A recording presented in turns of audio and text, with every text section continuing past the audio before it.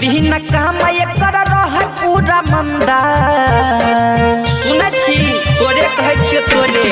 कुछ दिन काम एकर रह पूरा मंदा भैया रे चालू भेलै छौरी चंदा के धंधा भैया रे चालू भेलै छौरी चंदा के धंधा फलाना माह के संग एकर काम चलै गंदा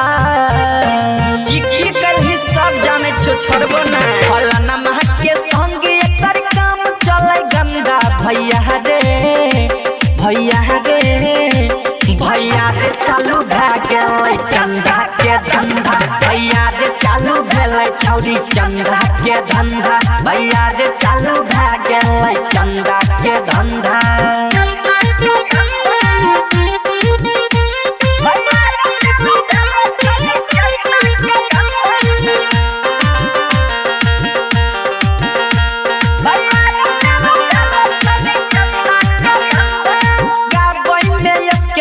मिलो तोहर भीट गे रहलम मैं पहले जेना तोहर करे भीट गे अभी बहुत कुछ बाकी छो ले सुन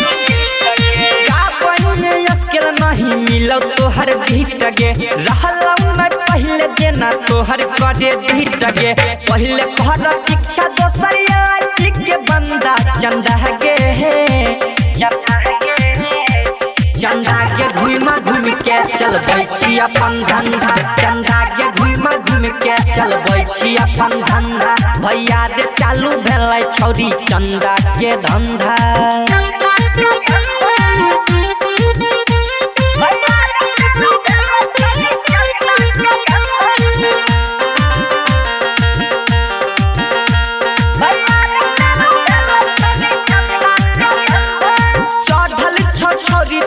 भूत गे जना गलही सब मजा लेल को लुट गे क्या तारीख के पता छौ ने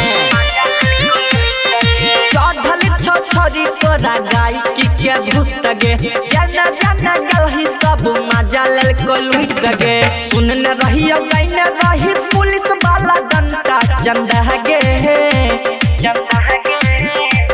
चंदा के घूम के चलबै छी अपन धंधा चंदा के घूम के चलबै छी अपन धंधा भैया रे चालू भेलै छौरी चंदा के धंधा चोर भेलो होशियार के लिए सरे काफी छे।